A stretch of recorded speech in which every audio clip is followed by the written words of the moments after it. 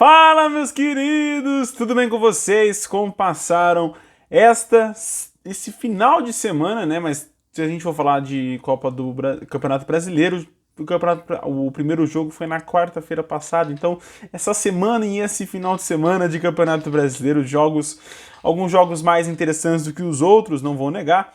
E muitos jogos aí duvidosos. Uma rodada muito de empates, né? Muito empate nessa rodada, uma rodada empática. Mas vamos conversar, vamos trocar uma ideia.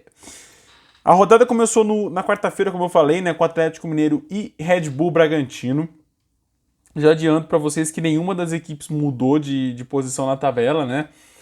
O Atlético saiu na frente com o Ademir, mas tomou o empate do Red Bull Bragantino no primeiro tempo com o Anderlan. Essa partida que ficou marcada, infelizmente, pela lesão do Guilherme Arana, né, e acabou tirando o lateral esquerdo da Copa do Mundo. Era um dos principais cotados aí para ser, inclusive, talvez titular na Copa, né? Mas acabou machucando o joelho e vai ficar de fora pelo menos o restante da temporada. O que tira ele da Copa do Mundo.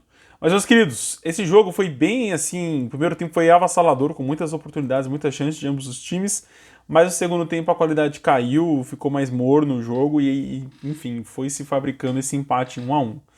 No sábado, né, aí abrindo oficialmente, digamos assim, a 25ª rodada, o Internacional recebeu a equipe do Cuiabá e venceu por 1-0 o gol do alemão, bem no início da segunda etapa. O Inter sofreu muito para converter as suas chances em gol contra o Cuiabá. O Cuiabá vem se comprovando, né, um adversário muito difícil de se vencer. É um time que toma poucos gols, faz poucos gols também, é verdade, mas é um time que vem tomando poucos gols no Campeonato Brasileiro, né? São poucos os jogos que o time é goleado e saem mais que 2 gols. E esse jogo aí fez por regra. O Inter fez só 1-0, era favorito para até golear o Cuiabá, mas fez 1-0 só com o alemão.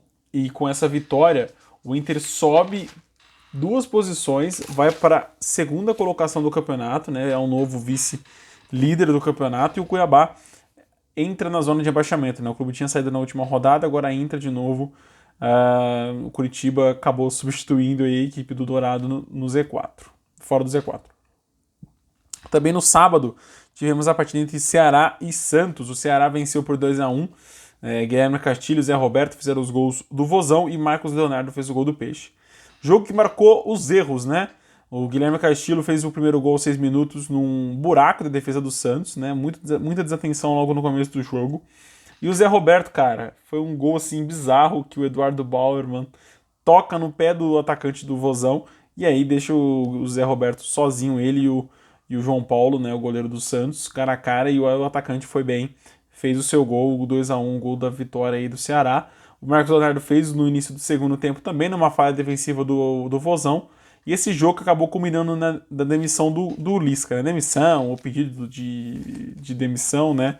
A gente não sabe se ele foi demitido ou se ele pediu demissão, né? Enfim.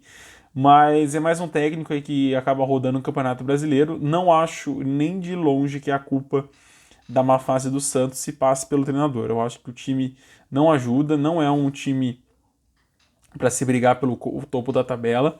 Infelizmente, né, a gente sabe da grandeza da equipe do Santos, do time do Santos, mas infelizmente o time não consegue jogar, não vem jogando muito bem esse Campeonato Brasileiro esse ano, nessa temporada. Se a gente for parar para pensar mais para trás, o Santos brigou para não cair no Campeonato Paulista, gente. Vamos manter a mãozinha na consciência, porque o Santos, se ele ficar na Série A, já vai ser muito aí para a equipe do Santos. O Fluminense venceu a equipe do Fortaleza também no sábado por 2-1. Cano do Azeite, Thiago Galhardo fez o gol do Leão do Pici. Um grande jogo do Fluminense, eu acho, né? O time conseguiu reagir em 2 momentos e segurar o ímpeto ofensivo do Fortaleza. E do Fortaleza eu acho que esse fica o destaque, né? O time se reagiu também, conseguiu o empate, mas não conseguiu segurar um pontinho que vinha fazendo no Maracanã. Mas é uma equipe que está começando a criar bastante, e criar e converter bastante suas oportunidades. Tem todo o restante do campeonato ainda por vir aí, o time caiu 3 posições, mas eu acho que o Z4 já não preocupa tanto mais assim o Leão do Pici. O Palmeiras também venceu no sábado por 2-1, venceu a equipe do Juventude, né? Rony e Murilo fizeram os gols do Verdão, Guilherme Parede fez o gol do Jaconeiro. Esse jogo eu queria destacar a importância da vitória para o Palmeiras, né? Para recobrar a confiança, recobrar a autoestima do time, que veio dessa eliminação na Libertadores pro Atlético Paranaense, né? Mas tomou sufoco do Juventude, né? Tomou sufoco, não conseguiu converter muitas oportunidades no primeiro tempo, né? O gol só foi sair no início mesmo do segundo tempo, numa desatenção da lateral esquerda do Juventude. O Rony entrou sozinho na área pela lateral esquerda e fez o gol debaixo das pernas do goleirão. Mas o Juventude também é que assim, né? A pior defesa do campeonato, jogando com um dos melhores ataques do campeonato, né? Mas o Palmeiras conseguiu vencer. São 3 pontos importantes. O Palmeiras aumenta a vantagem ainda no topo da liderança. Pontos. Vencer em casa é sempre importante, né? E não tropeçar contra o último colocado é mais importante ainda. O Botafogo ficou no 0x0 com o América Mineiro. Poupa tempo, não vamos falar tanto, mas é um empate muito ruim para ambas as equipes. Também no domingo, logo de manhãzinha, o São Paulo Avaí empatou com o Atlético Paranaense 1x1. Também resultado muito ruim para ambas as equipes, né? O Avaí precisava vencer para sair do Z4, até saiu na frente, mas acabou tomando o gol do Terence no início do segundo tempo.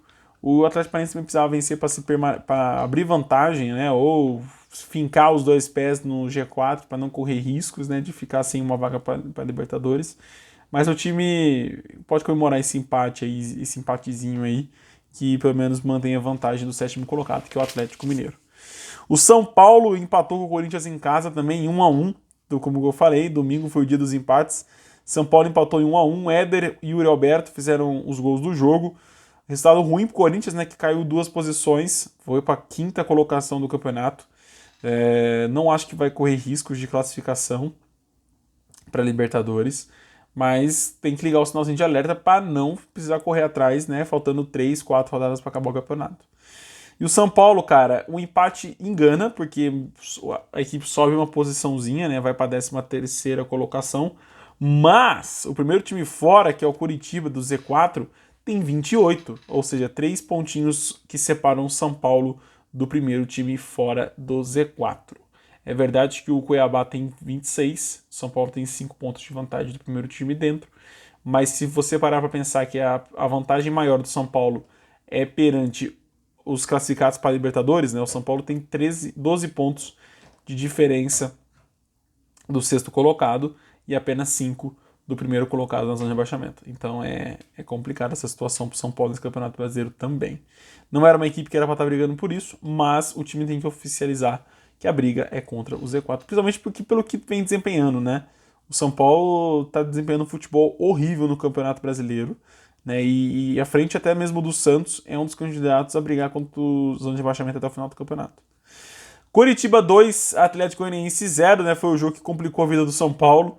Aleph Manga e Fabrício fizeram os gols do jogo. Grande vitória do Coritiba, vitória importantíssima de um time que está jogando muito bem dentro de casa.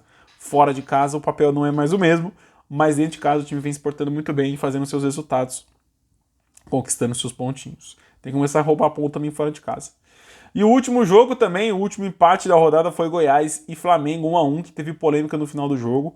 Eu não achei mesmo que foi falta, eu acho que o gol deveria sim ter sido validado, foi validado, né?